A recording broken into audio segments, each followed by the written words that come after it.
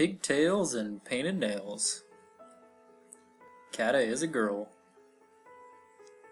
Some boys love baseball. Some boys try hockey. Some enjoy dancing. Some play video games.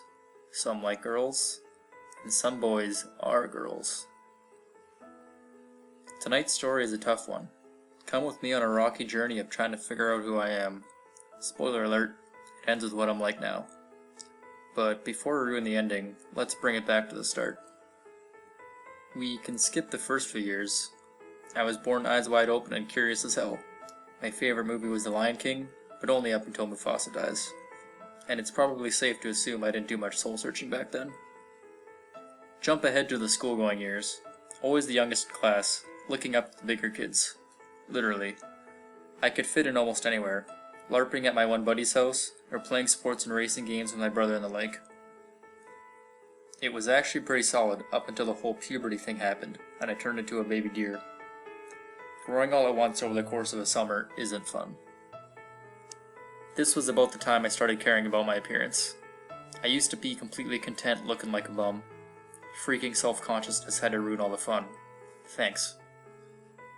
Alongside this, I had always been in sports, mostly because my Wind Waker speedruns were only about sub 2 months at this point. So, in the summer was baseball, which, might I say, I was a pretty cerebral backcatcher. The winter was the tricky part. Despite what you may be thinking, being Canadian doesn't automatically make you amazing at hockey, and I wasn't a big enough baby to stick with indoor soccer. Mother Goose talked me into trying dance. I was honestly going to try tap or ballet, but when we got to the studio, I saw that breakers learned how to do backflips, so I was sold. To tie this back into appearances, I tried to look like a thug, 5 feet tall and mean-mugging. G-Unit Kata landed himself a girly friend. No big deal or anything. I remember one day we were over at her house, and I got attacked with makeup. It was quite the struggle, but I eventually gave in, and it kinda opened my eyes. Like hell, I didn't know this was an option. Why aren't all the boys trying to make themselves look better?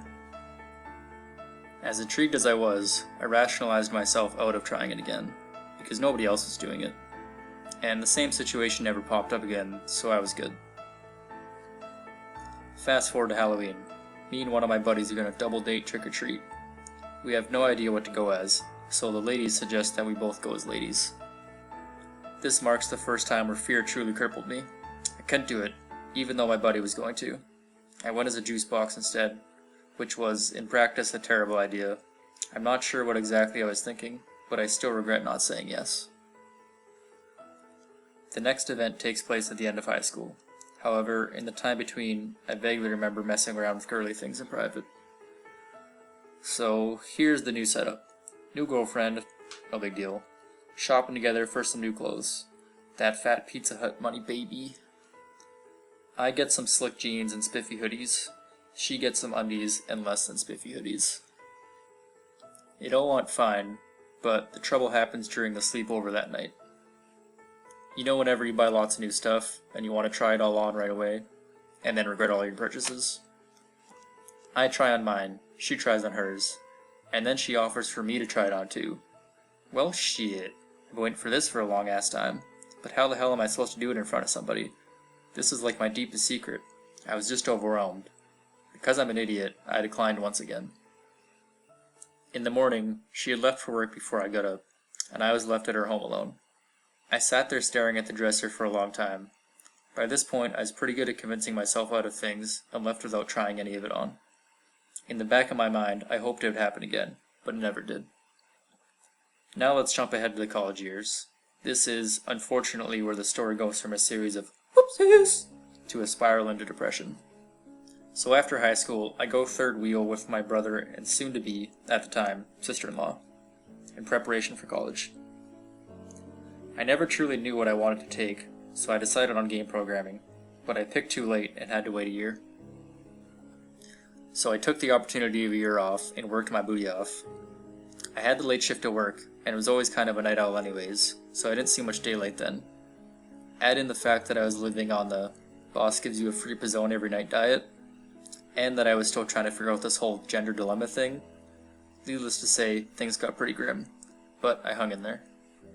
Right before college started, it was time for Papa Bear's annual holiday. I had aged out of the free ride, but managed to buy my way in at a discount.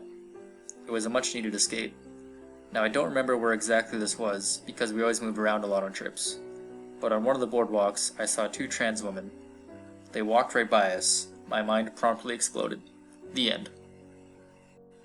No, but really, before I just figured this was a Halloween/in-private exclusive gig, I didn't know public was fair game, so I did my research and found out that transitioning was a viable option. But you had to be sure, because it wouldn't be easy. Alright, I'll mull it over until I'm sure. Truth be told, I'm a long muller. I still hadn't made up my mind by the time that I dropped out of school. I made it 3 semesters before I threw in the towel. Turns out I liked the design aspects over the code, but alas. Leaving school with no goal in sight didn't do good things for my ego, and by this point, my then unknown health condition, underactive thyroid, was in full swing. I told myself I'd take the time to really think. I didn't. I slept most of the time, and spent the rest of my time worrying about my future and how people would perceive me. At that time I lived on the 4th floor of an apartment building, and to be honest, I found myself sitting on the balcony ready to jump more than a few times. I wasn't the best at long jump though, so I made the right call and kept on doing the whole living thing that the cool kids are always yapping about. Mother Goose knew I was having a rough time, and subtly tried to help in a way that didn't make me have to talk about it. I got some snazzy rollerblades, which I fell in love with, and I also picked up some art supplies, to try and work that muscle. Turns out that I write my feelings better than drawing, but it's good to explore your options at a time like this. The 2 other things that kept me going were my little niece and Twitch. I just can imagine who my sister would find to babysit the little rascal if I was gone. Twitch was also a godsend. I always loved video games, but never did the whole forums thing, and YouTube comments are just terrible. Chatting with like-minded hollows was a huge motivator. I convinced myself that if all these nerds could do it, so could I. I got a job and started saving towards a capture card. This gave me even more projects to keep me busy, and helped me find some much-needed self-confidence. This also confirmed that I'm not too shabby this way. After I had the capture card, I used my discount at work to pick up some girls' clothes. I figured this would be the test to see whether or not I really wanted to do this. I spent about 2 hours in a far-off Walmart before I quickly ran through and grabbed random things to buy. Damn near had an anxiety attack at the checkout. I bolted out of there with my haul. Now, despite looking terribly silly, my mind was made up. I had to do this. First step, gotta tell somebody. Well, that's gonna be an awkward conversation, so I put it off for a while. About 6 months after starting streaming, I figured I'd write a letter and send it to old Mother Goose. After I sent it, I turned off everything and planned to hide in my home all day. A few hours later, I could hear banging at my front door. Turns out my sister is Sherlock Holmes, and tagged along with my mom. I told them both the gist of it, and that was that. I started doing some serious research after that, and half-assed convinced myself that I could probably get by just keeping it a secret. Well, that was a shitty idea, and a few months ago I broke. I quit yet another job and sought out help. They found the thyroid thing, gave me some happy pills, which are not for me, and went into counseling.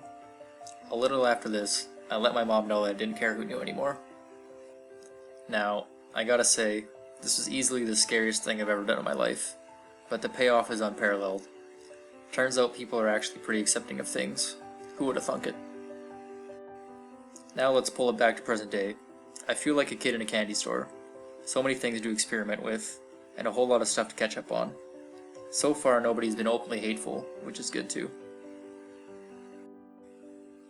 I had painted such a terrible picture in my head in the past, when in reality, it's fucking awesome. Now this is where I remind you that there is always a bright side to things. This time, the bright side kicked the dark side in the junk. My story finally found the right path in the Choose Your Own Adventure book of life. Here's hoping that your story can get on the right track too.